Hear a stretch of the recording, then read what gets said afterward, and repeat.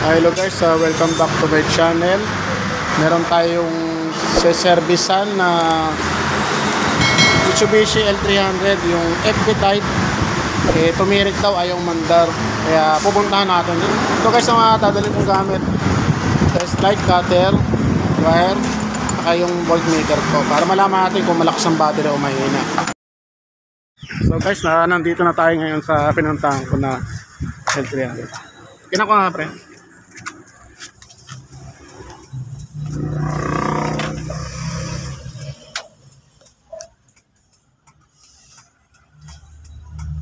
Walang indicator pre lahat?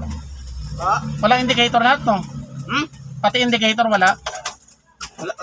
Wala po yan. Lobat to pre. Kaya ano kay Kidodong, sabi niya alternator daw yan. Lobat guys. Kasi alternator to. Ipina-charge ko ngayon, tapos nagamit ko siya hanggang pasita kasi sa pasita ko nakasa sa barbecue. Tapos kina ma'am, nakalanganin na siya. Sabi ko bibigay na naman to. Pupunta ko dito sa Rosario, pinatay ko. Ayaw na. Ayaw na. Ayaw na, lobat to. Wala indicator, alternator to pre. Ayun walang indicator. Pag unang susi, meron yun eh. Alternator ano? Alternator. Hindi nagsabi sa akin na Kidodong. So guys, check ko muna to. So ito na guys, yung sinervisan ko kanina. Pre, pakiangat mo nga yung ano. Yung upuan, pakiangat mo nga. Yung kabila.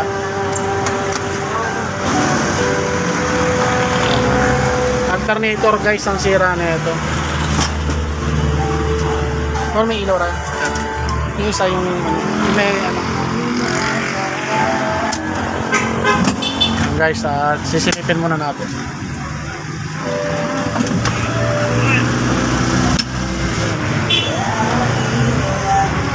Ito guys, yung alternator niya.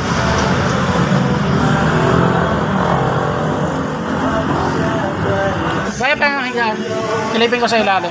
Pupinta kayo ng battery dito. Diyan sa tapat pre. Pili ka dyan sa dalawa. Silipin natin guys. Ito guys, alternator niya. Malangis na. Yan. So guys, kakalasin ko muna to guys para makita ko kung ano naging problema. Guys, nakalas na natin. Kaya masyadong marumi. Yan. So bubuksan na natin guys.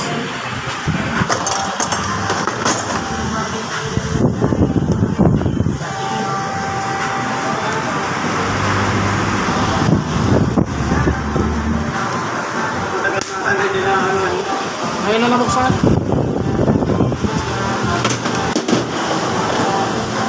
Yan. Natakot na ako niya dito sa pasita ng mabas. Nauli na ako dati. Hindi, pag nalobat, mamamatay na makina niya. Kasi kakainin na ng ano yun eh. Yung stoplight. Kada preno mo, kakainin ng ilaw. Yung bulb, yung dapat ng battery. Dito na ako na mag-grab na problema. Dito na mag-grab.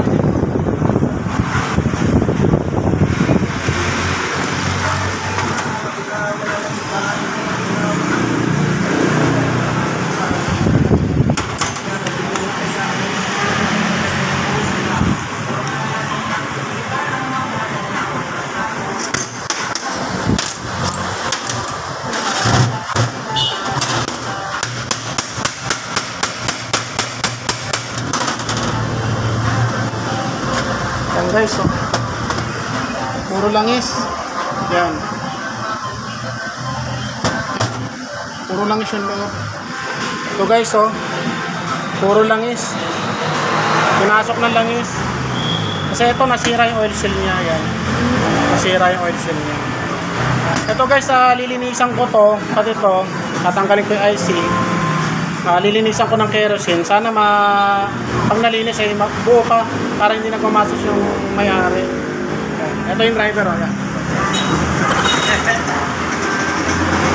So ito guys, natanggal ko na yung IC. Yan, sobrang langis. Ito guys, yung carbon niya wala, nauubos na. Yan. Ito yung oil seal. Siya ang nagko-control ng langis para hindi pumasok sa alternator. Ito guys, guys, yung ipapalit natin na carbon lang guys ang kukunin natin dito. Pero tatanggalin ko yung hinang yan, ililipat natin dito sa IC na to guys. Tatanggalin ko guys ito.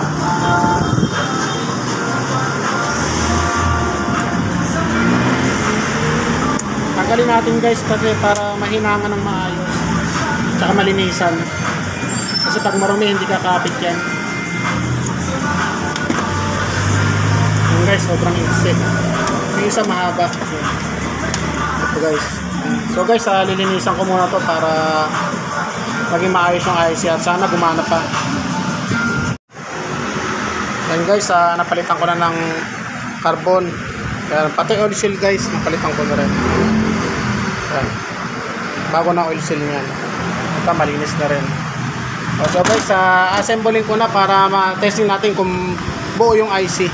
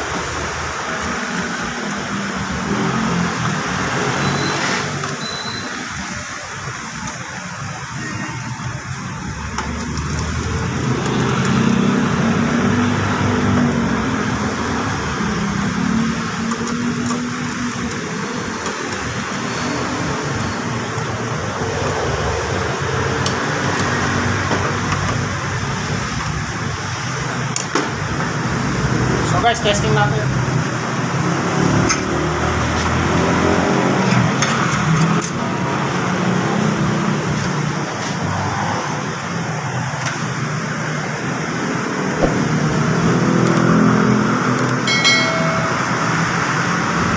So guys, indicator. Ito yung voltmeter. Magpo-14 yan. Dapat mamatayan. Sige. Yan, 14. Yan, 14. May load. Yan. Balik mo dito. Yan, patayin ko. Yan, ito. Walang indicator. Ibig sabihin, okay na yan. So guys, sana may natutunan kayo sa isinare kong bagong video. Maraming salamat.